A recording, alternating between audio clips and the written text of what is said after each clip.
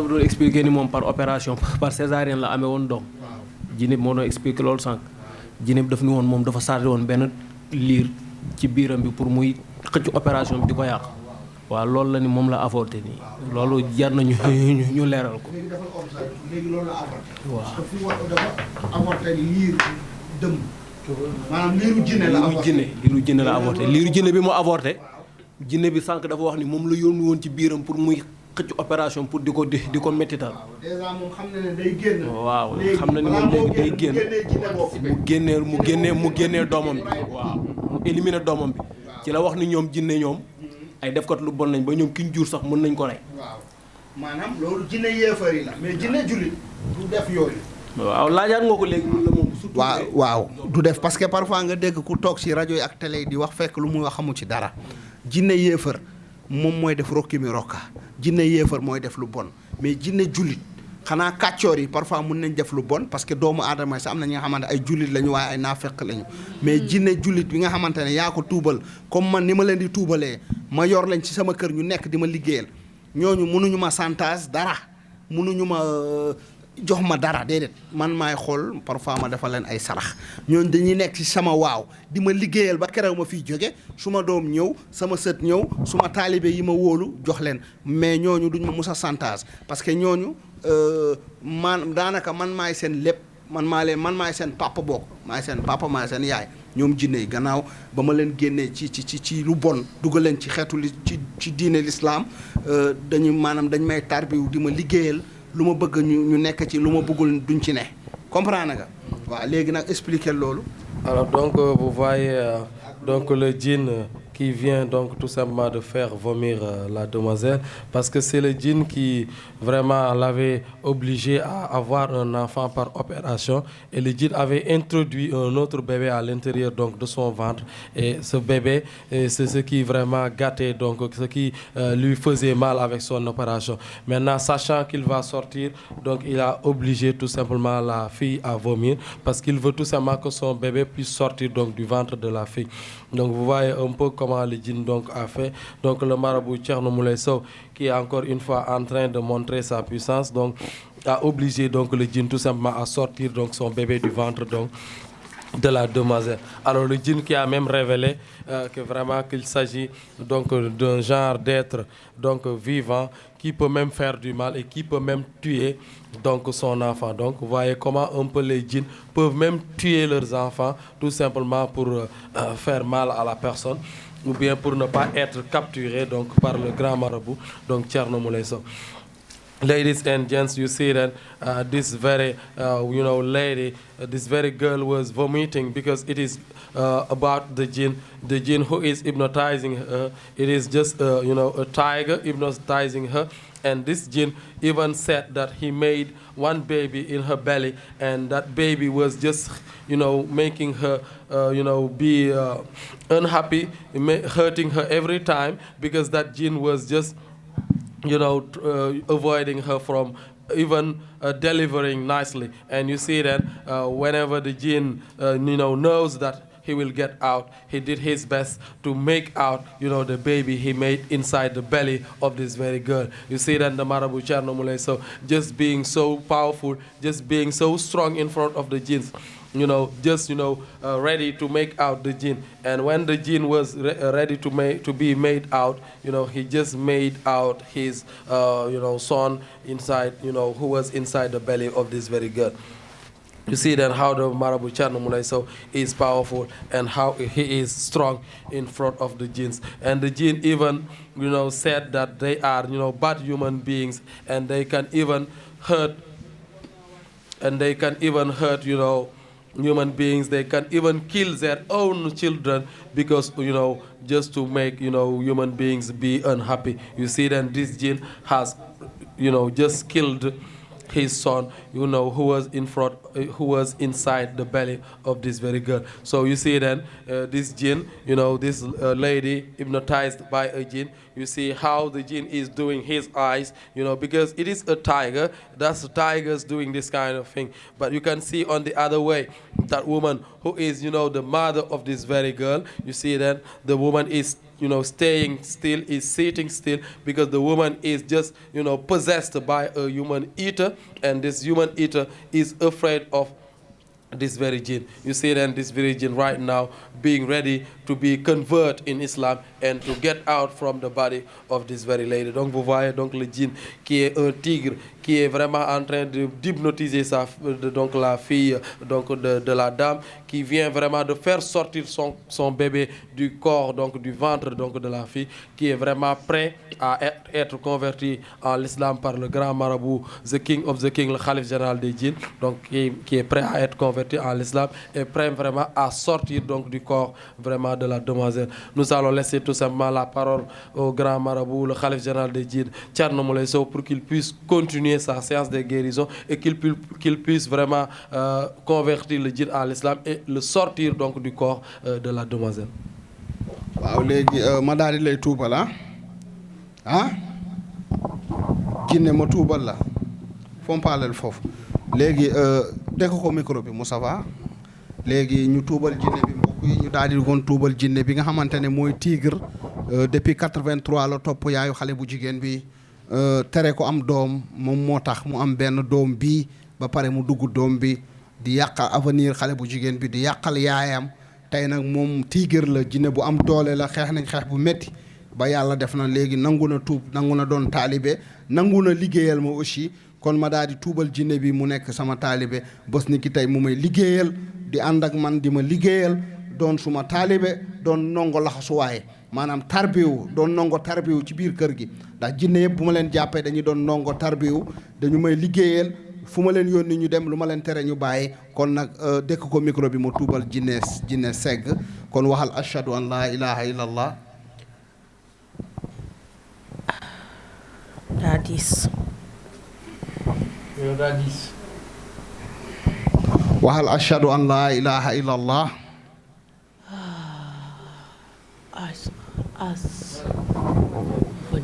waxal ashhadu an laa ilaha illallah mbokk yi mu ne dafa diis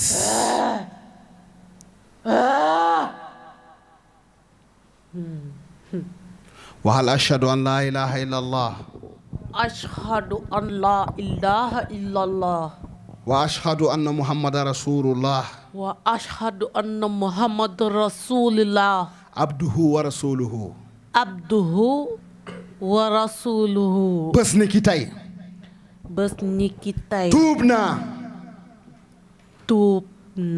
dugg naa ci diine lislaam dugg naa ci diine lislaam mbokk yi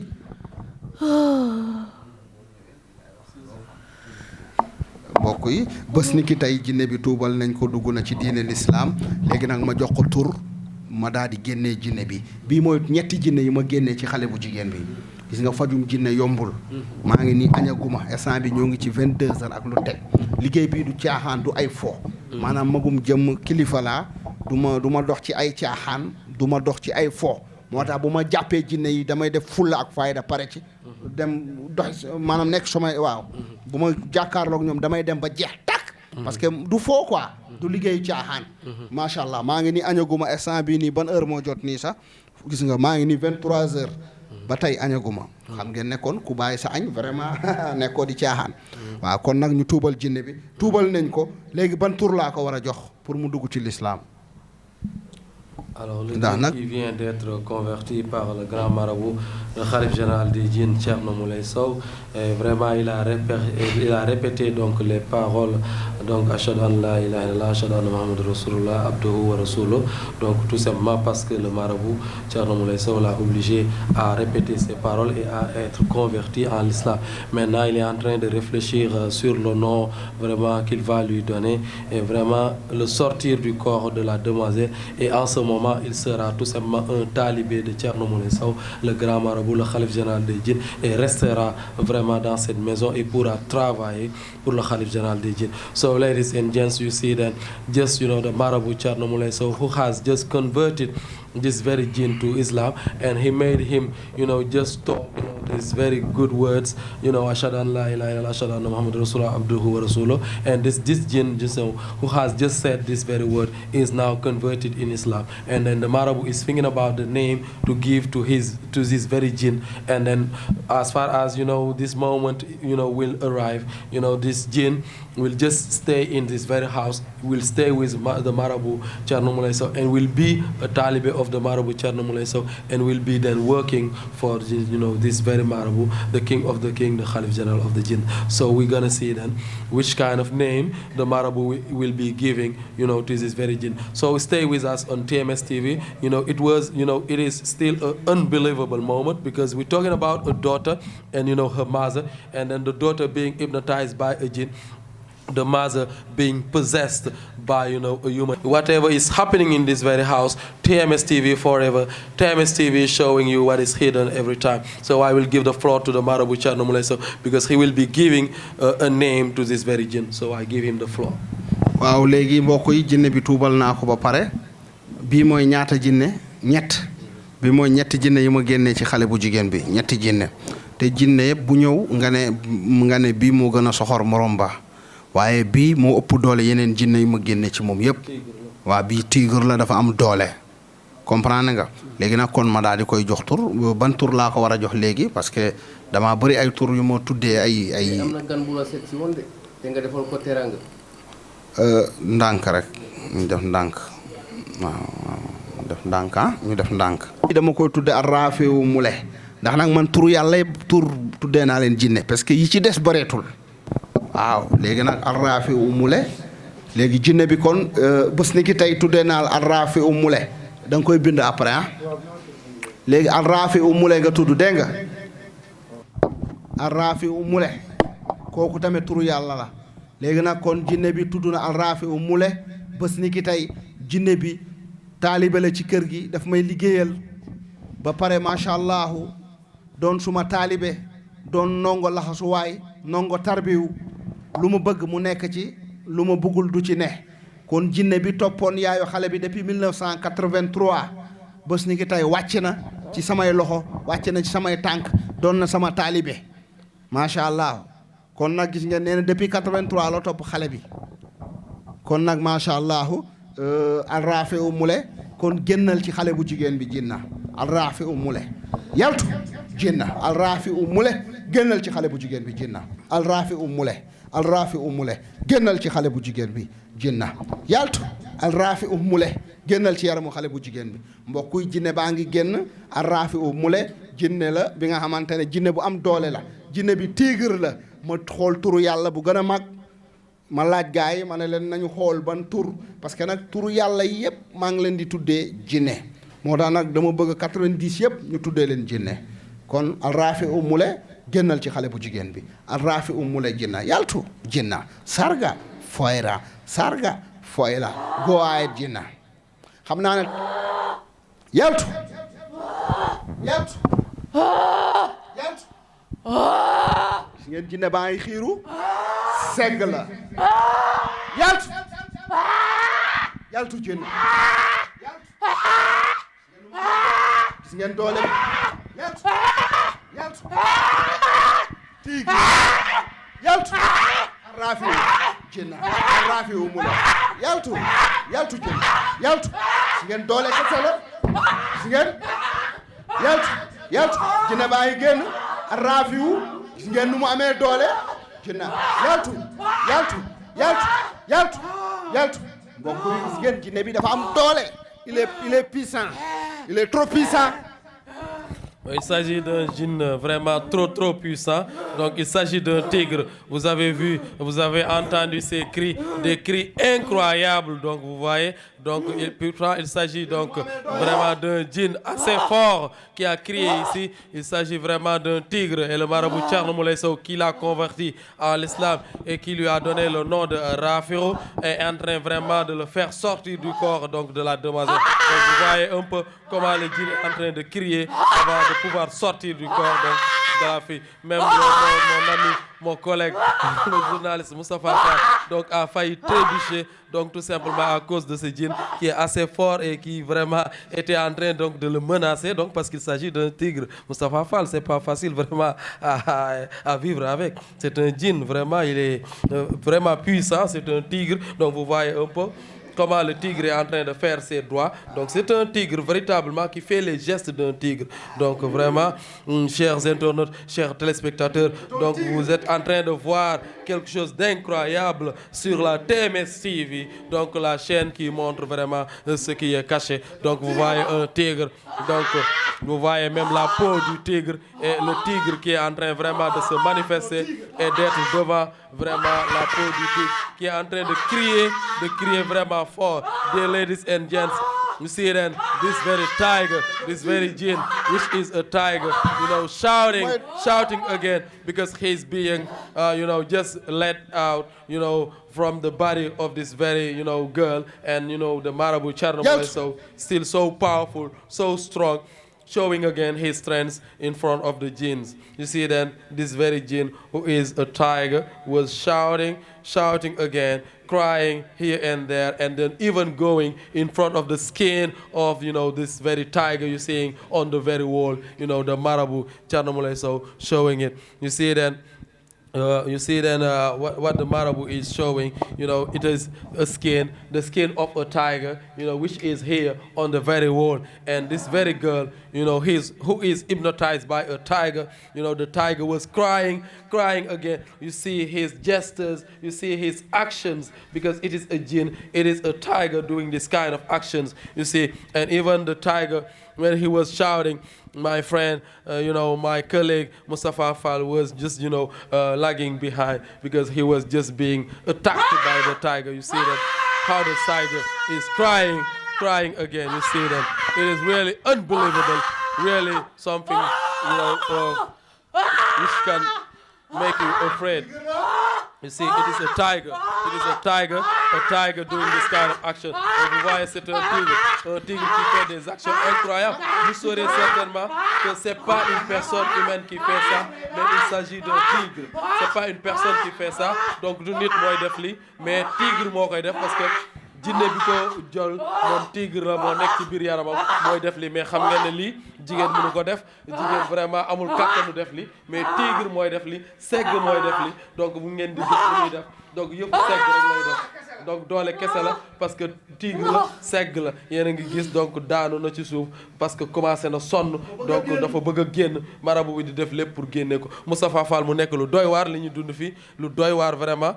Ngay gis tigre bi dem ba ci donc kanamu deru segg bi vraiment di yuuxu bu metti. Donc Moustapha Fall li doy na waar, li daw na yaram. Marabu Thierno Moulay Sow di wone encore li nga xam ne moom mën na ko, li nga xam ne mu ngi koy def, li muy def loo jinne. Moustapha Fall dafa xaw a ragal, dukki na dafa ragal tuuti.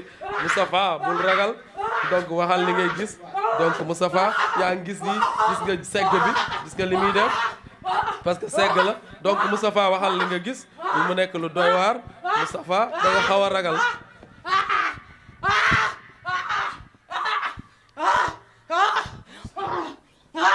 Alors donc mu nekk lu doy waar. Alors Seydina Muhammad Rasul mbokk yi gis ngeen tigre bi moo ngi bëgg a génn, moo ngi def effort pour génn.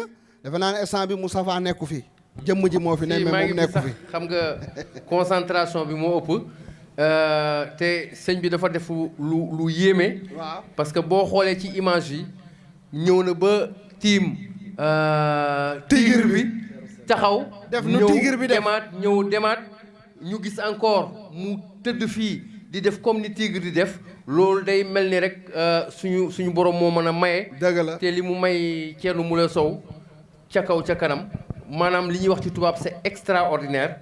tey dañu gis loo xam ni daan nañ ko gis di ko gisaat, mais tey li ñu gis. dafa gën a pire gën a yéem ñu gën a yéem askan bi. te ñu ngi koy dund en direct fii ci kër Thierno Moule Sow mu nekk lu doy waar. waaw léegi nga ne. bari doole. nee na dafa bëri doole bi moo bëri, nee na doole bi moo xajul ci yaramu gone bi parce que kii lu muy def nii dafa am doole, maanaam jigéen mënu ko def. xam nga wax nga ko sànq, xëcc leen ko mu génn jinne yi jàppale leen ko mu génn dafa bëgg a génn gis ngeen moo ngi def yëfu tigre moo ngi def yëfu tigre mbokk yi gis ngeen dëmm baa ngi tiit sax bëgg a daw gis ngeen ko dëmm baa ngi tiit bëgg a daw mbokk yi gis ngeen ko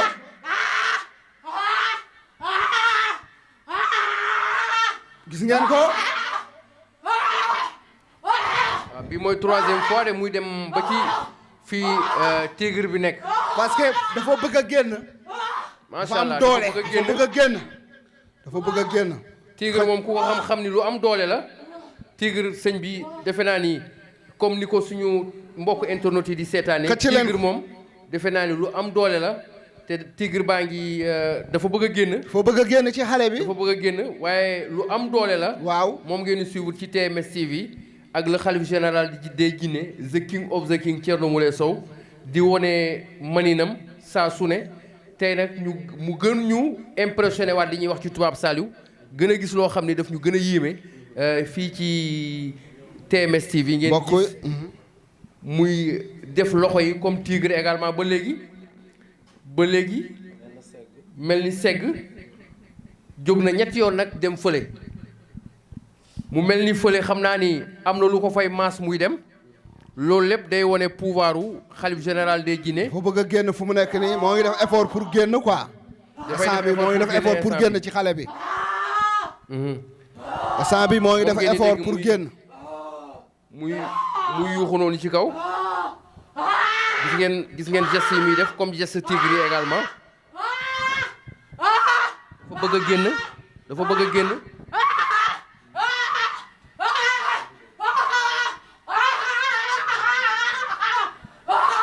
jinne bi dafa am doole mbokk yi gis ngeen ko moo ngi génn moo ngi def effort pour génn ci xale bu jigéen bi. jinne bu am doole la. ñoo ngi ci 23h20 23h22.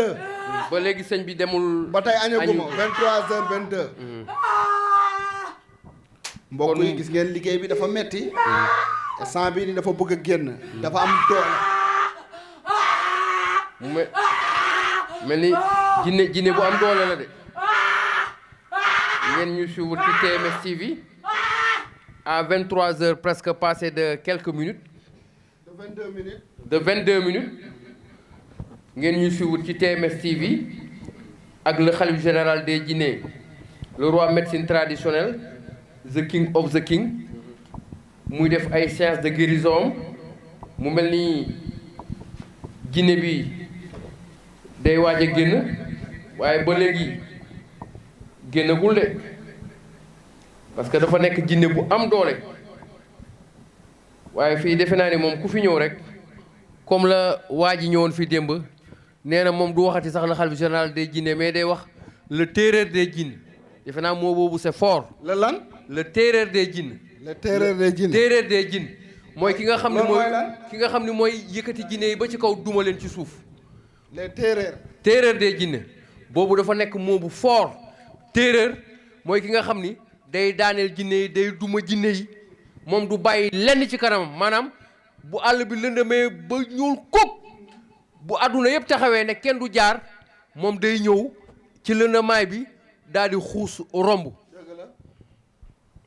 mbokk yi gis ngeen ko instant bi moo ngi nelaw. c'est ça. liggéey bi dafa metti maa ngi fi ak sécurité yi. Vous voyez donc le djinn qui est en train de dormir. Vous voyez les sécurités, les agents de sécurité qui sont là vraiment en train de nous tenir compagnie.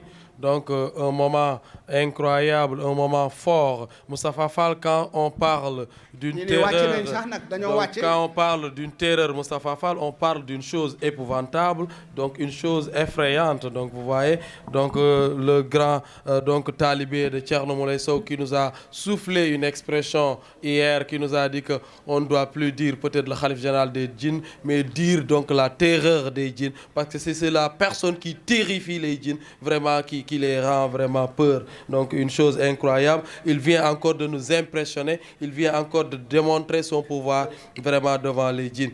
On voit donc ce djinn qui est un tigre qui a eu à faire des gestes incroyables. C'est comme s'il était sorti vraiment du corps de la fille.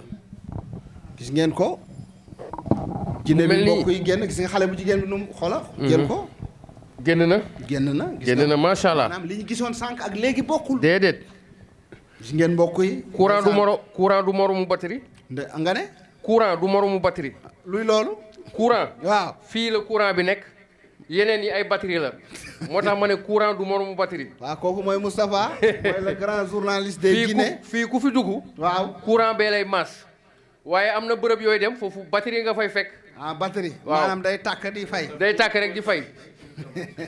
te xam nga batterie day am ay éléments yu dagg ci biir. waaw loolu mooy waral boo xëyee cuq sa oto. waaw balaa oto bee démarré. day def tarararara lu yàgg. waaye courant moom. waaw courant moom voltage bi moom waxuma la laal la mais bu la jegee rek. da ngay xam. xanaa gisuloo jinne bi léegi. waaw mbir mi maas na ko maasati ko. moo tax saa su ne rek day jóg dem fële. ci tigre ba taxaw fa ñëw. kon defe naa ni fii lay xewee ci kër xalif général des Guinée. macha allah gis ngeen bu jinne génne ci nit ki day rus. parce que day. waaw. Pour confirmer ce que je vous disais tout à l'heure, là vous voyez c'est une fille qui est vraiment timide. Par rapport avec tout à l'heure, elle était en train de délirer. Elle parlait du n'importe quoi. Par rapport à ce qu'elle nous montrait, là c'est qu'elle est en train de confirmer ce que je vous disais tout à l'heure. La voyant actuellement, vous sentez que c'est une fille qui est vraiment timide. Vraiment timide, calme. Qui ne parle pas trop, qui est très posée, très bien éduquée. Mais il y a à peine une heure passée, elle était là en train de délirer, de parler du n'importe quoi, crier. Elle s'est même battue avec le marabout. À un moment donné, le calife même nous avait demandé qu'on lui coupe les caméras. Donc vous voyez ce qui s'est passé. C'est dû à quoi? C'est dû à que c'est pas la personne en tant que telle. Elle était possédée par des génies. Parce qu'elle nous a raconté qu'elle était avec sa maman depuis 1983. Et pour confirmer, sa mère est née en 1983. Donc le djinn est rentré sur elle depuis sa naissance. Ouais. Alors au vu de tout ce que nous avons constaté, ça veut dire que le marabout a montré son pouvoir. Le marabout n'a fait que confirmer. Je ne dis pas montrer. Vous le nommez moi je le nomme le détenteur des djinns. Machallah. Parce que moi je viens ici, je commence à être habitué de la maison. Tout à fait. Bien sûr. Cela fait à peine, c'est ma 5e ou 6e fois que je viens ici. Mais à chaque fois que je viens ici, le marabout ne fait que confirmer. Ne fait que confirmer. Ne fait que impressionner le monde entier. Le monde entier. Ne fait que impressionner et confirmer ce qu'il fait. Parce que tout à l'heure, ce n'est pas une personne qu'on voit ici, mais on avait affaire à un tigre qui faisait les mêmes gestes qu'un tigre. Actuellement, celle qui est ici, si on te dit que c'est elle qui faisait ça, vraiment, tu vas dire que c'est quelque chose d'horrible. C'est ça, parce qu'elle était hypnotisée tout simplement par un tigre, donc vous voyez, et le tigre vraiment d'habitude c'est un animal fort qui fait vraiment des gestes assez incroyables. Donc vous avez vu tantôt donc la personne, cette demoiselle qui était vraiment possédée par un tigre qui vient de sortir, faisait des gestes incroyables avec ses doigts et vraiment il s'est tenu debout devant la peau donc du tigre donc dans la maison de Thierno Moulé Sow à 3 reprises donc et crié à haute voix donc parce qu'il s'agissait d'un tigre. Vous voyez vraiment son oncle qui vient de témoigner et qui vient de faire un témoignage assez incroyable parce qu'il vient de nous dire et vraiment de nous révéler que vraiment la maman de la demoiselle est née en 83 et le djinn, vraiment le tigre qui possédait cette fille a vraiment révélé qu'il a suivi la maman depuis 1983 et quand il a su que vraiment la fille était assez forte, il est sorti du corps de la maman pour vraiment suivre la fille. Donc vous voyez un peu ce qui se passe ici. C'est une réalité qui est difficile vraiment à croire, mais le marabout Thierno Moulé Sow, the King of the King, qui vient d'être surnommé encore une fois le détenteur des djinns, parce qu'il ne cesse de confirmer son pouvoir, sa puissance devant les djinns, a encore une fois converti le djinn en l'islam et l'a sorti du corps de la fille. Donc vous voyez la demoiselle qui a l'air un peu timide, parce que c'est une personne timide, une personne qui ne parle pas toujours, mais quand elle était possédée par un djinn, donc vous vous voyez, donc le djinn faisait des grimaces, des actions incroyables. Qui l'aurait cru? Elle-même, elle ne sait même pas ce qu'elle a eu à faire ici. So, ladies and gents, dear followers of TMS TV, the television showing every time what is hidden, you have then seen, you know, the uncle of this very girl who has witnessed, you know, what the jinn has said here, because she said even that her mother, the mother of the daughter, was born in 1983, and then the jinn was following, you know, the mother since 1983. The jinn said that, you know, a moment ago, and he said that he was following the mother, you know, since 1983, and when he knew that, you know, this very daughter, this very girl is so strong, she just, you know, got out from the body of this very girl, of this very lady, the mother, and to follow now the girl, you know, this very girl, and he destroyed many things for this girl. And you see how you can see this girl bending her head. You can know that this girl is not talking every time. He's not, you know, talkative. She's not a talkative girl, but thanks to the jinn, you know, because of the jinn, she was talking a lot. She was saying whatever you can hear, you know, here. And then just to know that jinns can make you be talkative, whereas you're not talkative at all. You see, then the jinn who was hypnotizing her, who was a tiger, and a tiger being, you know, just converted in Islam by the Marabu Thierno Moulay Sow, was crying here, shouting in front of the skin of the tiger, just to show you how the Marabu Thierno Moulay Sow, the king of the king, is really powerful, and he's showing again, you know, every day his power, his strength in front of the jinns. You see that he has just got out the jinn from the body of this very lady, and you see that the lady being a little bit ashamed because she hasn't know what she had done, what she has done here. You see that. Stay with us on TMS TV, television, your favorite television, showing every time what is hidden. Then we will give the floor to the Marabu Thierno Moulay Sow. He will deal with his healing sessions,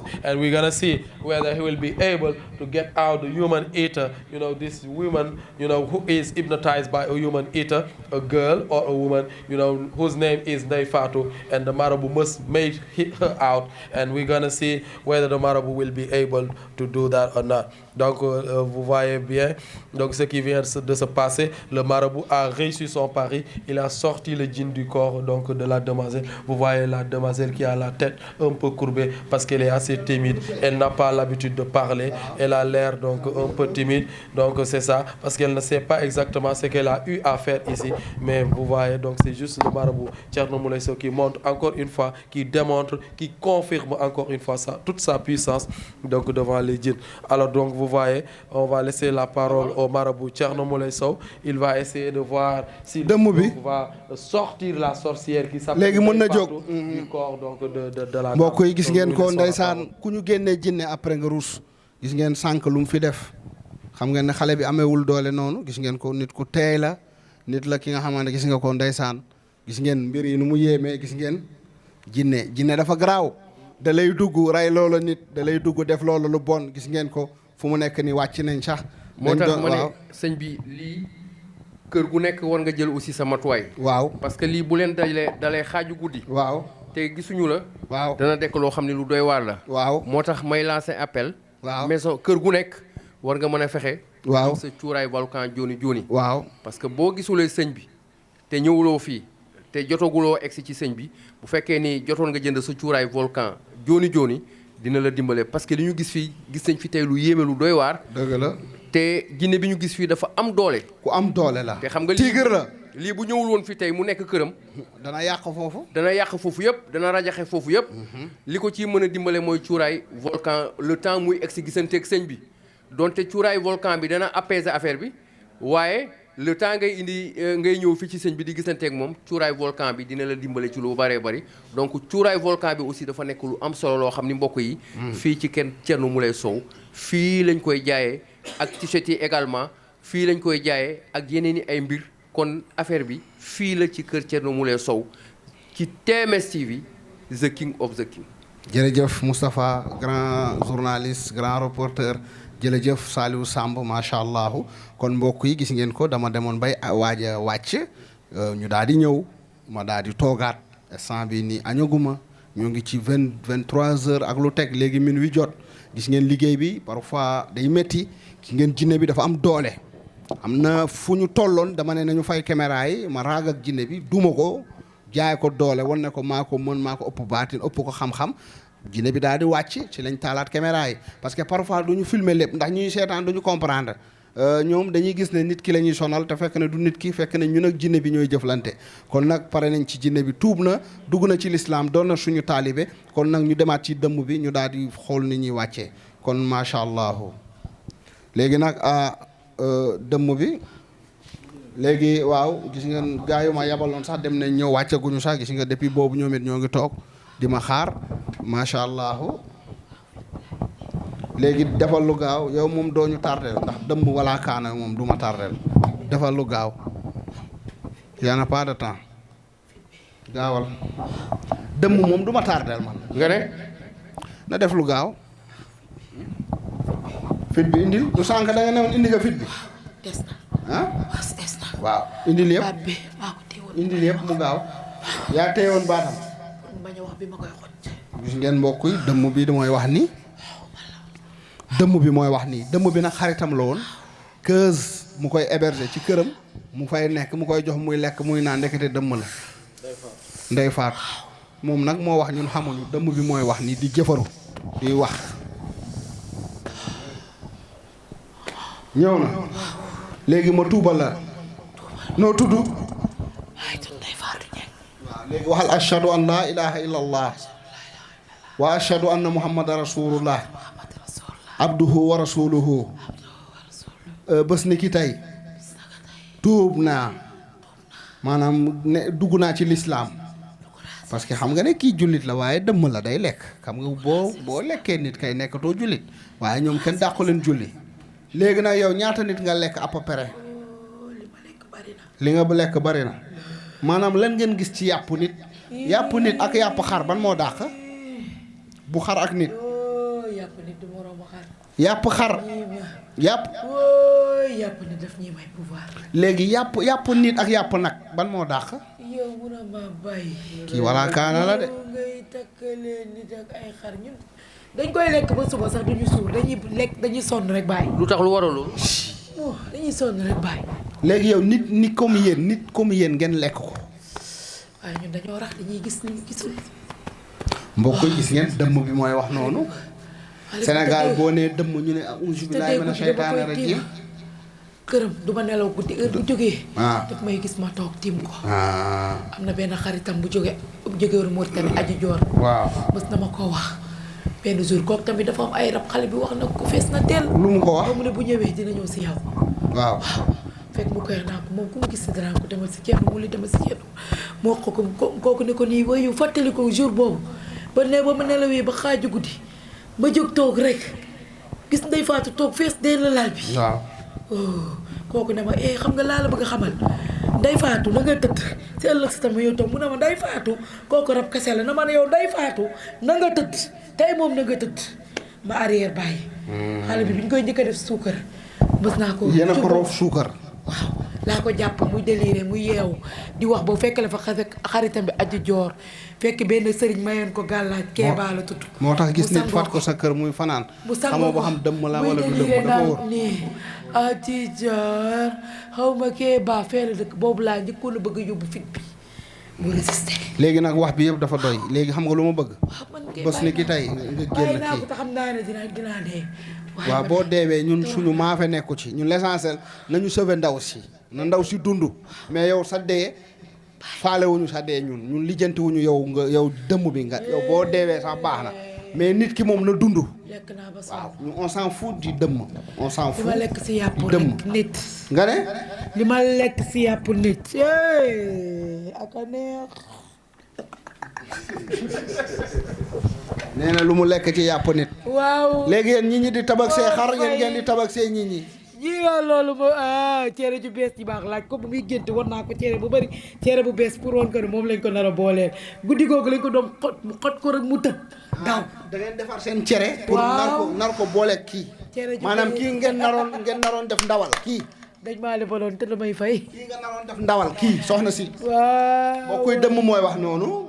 c'est des sorciers qui parlent. moom lañ ko c'est boole sorcier. kon nag gis ngeen. war naa ko cere ju bees. kii génne nañ ci moom 9 jinne ak dëmm bii muy 10. kon gis ngeen liggéey bi may def dafa metti léegi nag wax bi dafa doy maanaam yow ñaata nit nga lekk à peu près xayma. yee Thierno li ma lekk moo fi dee lii man Ndofane ba Dakar li ma lekk yëpp. waxuñu à peu près. xanaa ëpp na sax. dañ may lebal may leble. waaw waaw. mais yow mus nga lekk sa doom. wala ooy man damaa am doom man sama biir yëpp ñu kii ko man fa sëy naa ba sonn aw ma fa doom man sama wujj ba sax maa ko rek. instant bi yaa ngi sëy wala sëyoo.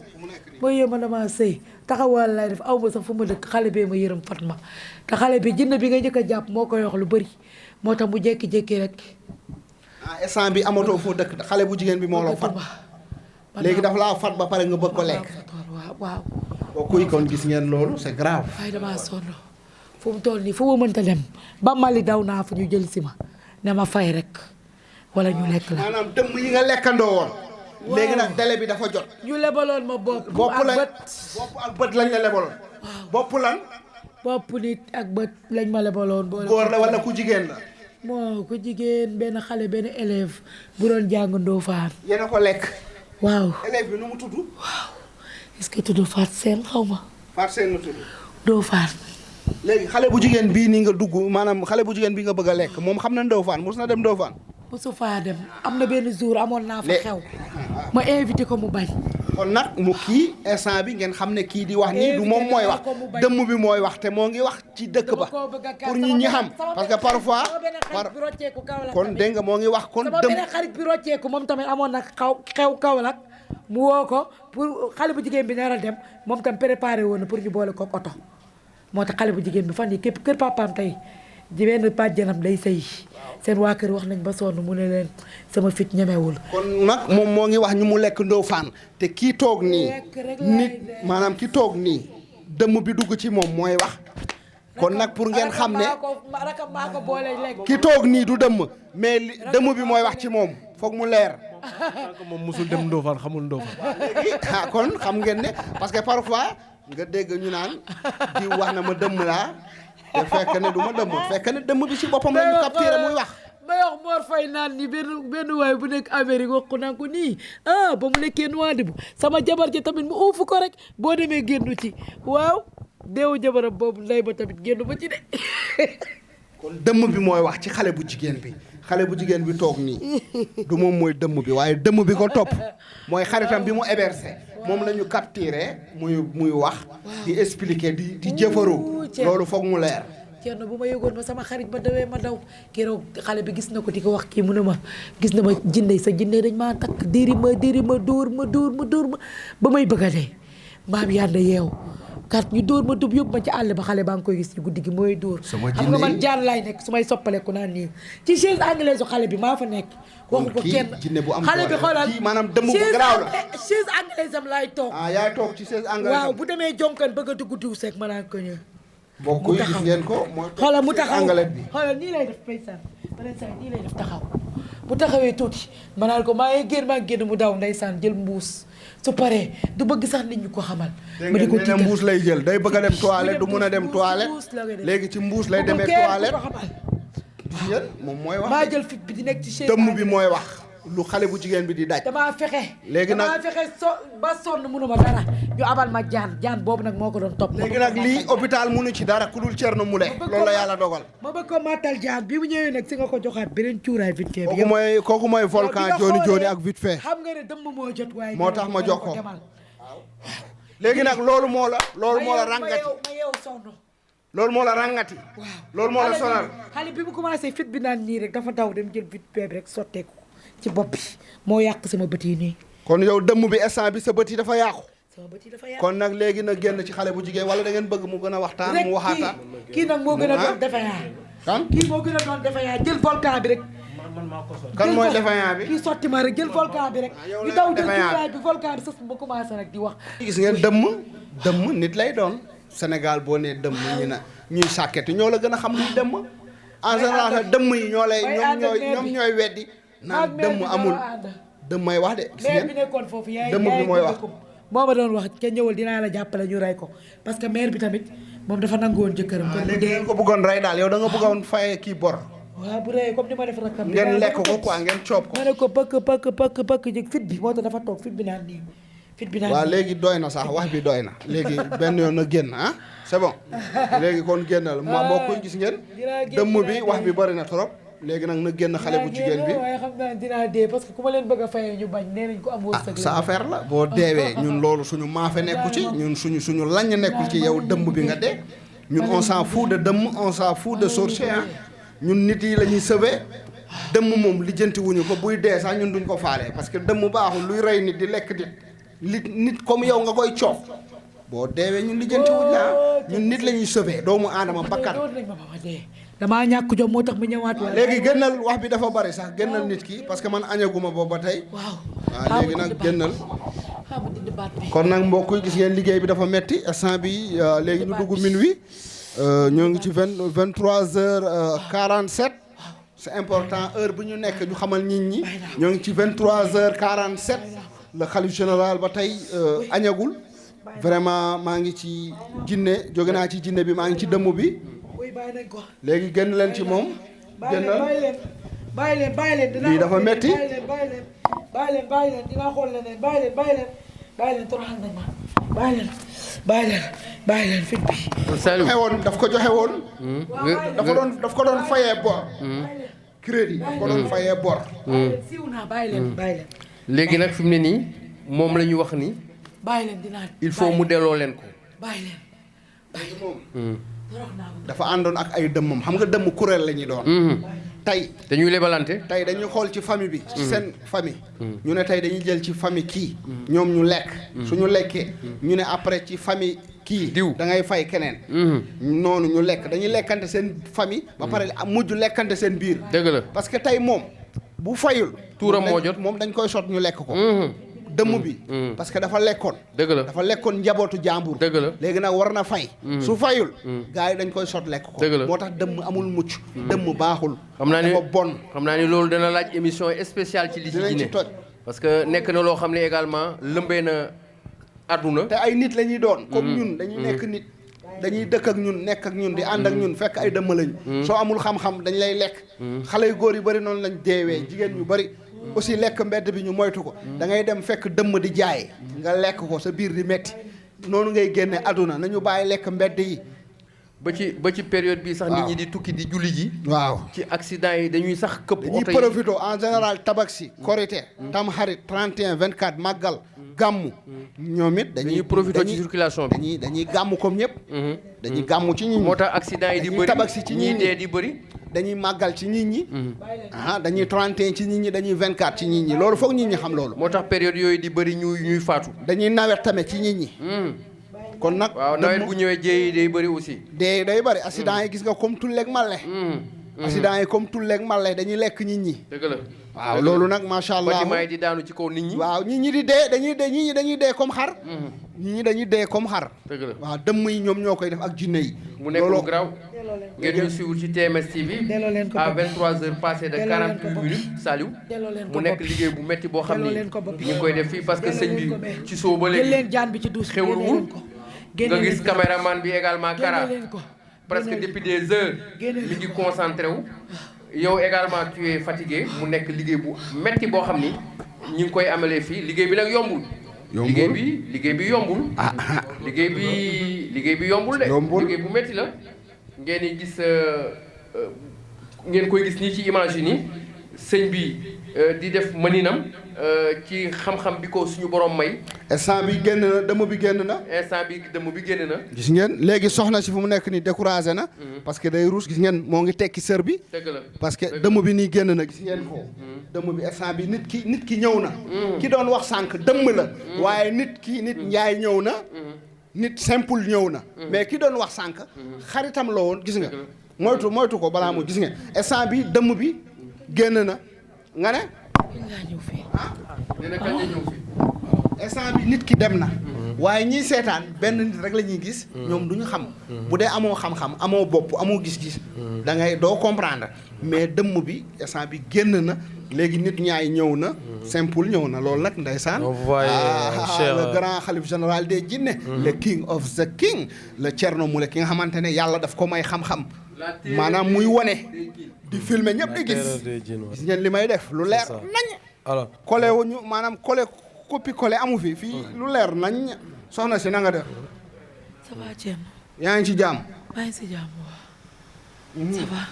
yow dafa am sa benn xarit boo hébergé woon sa kër xaw ma. sa benn xarit. waaw. sama kër la nekkoon. nu mu tudd. moom nu mu tudd. nu mu tudd. non waxal nu mu tudd. instant bi moom nangul wax tur bi. parce que nit ki moo nekk fii.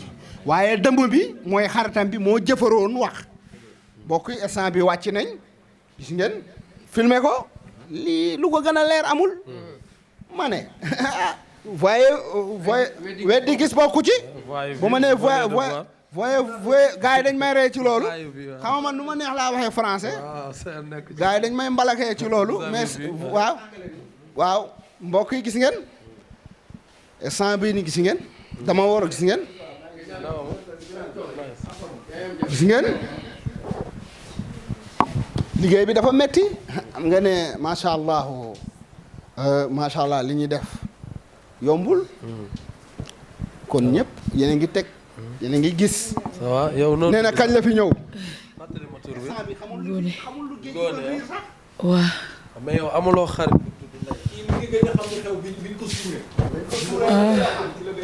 boobu la dëmm bi présenté wu.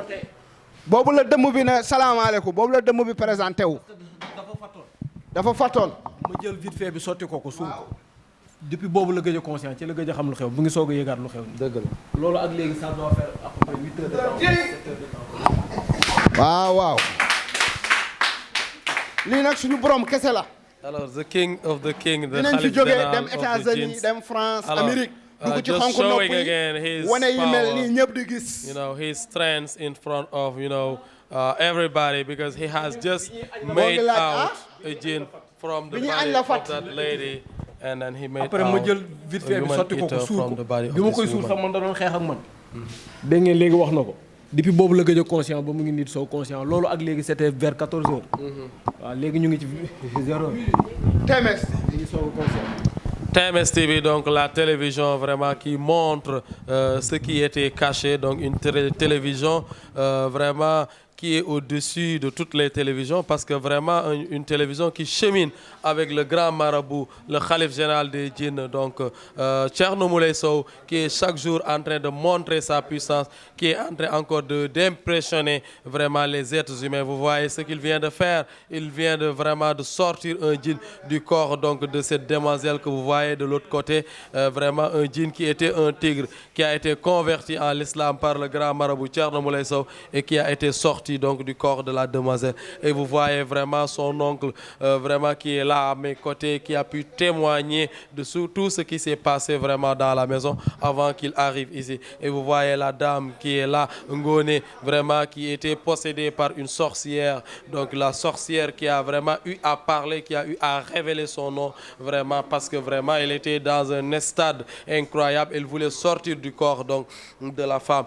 Donc la sorcière qui a même expliqué vraiment que la dame l'avait hébergée et en ce moment qu'elle a voulu vraiment prendre la vie donc de Ngoné tout simplement pour rendre une dette qu'elle devait payer. Donc vous voyez un peu comment les sorcières et les sorciers fonctionnent, parce que des fois il y a des dettes, on se paye les dettes donc les uns les autres, parce que quand on mange, donc quand on prend une personne dans une famille, donc le membre qui fait partie donc du groupe des sorciers doit donc payer la personne. C'est pourquoi la sorcière qui l'avait possédée voulait tout simplement prendre la personne pour donc payer donc sa dette. Vous voyez un peu le marabout Thierno Moulé Sow, le grand Khalif général donc des djinns, a réussi vraiment à dominer la sorcière et à la faire sortir du corps donc de Ngoné. So ladies and gents, dear followers of TMS TV, the television, your favorite television, just showing every time what is hidden, going with Thierno Moulé Sow, the king of the king, is just showing you one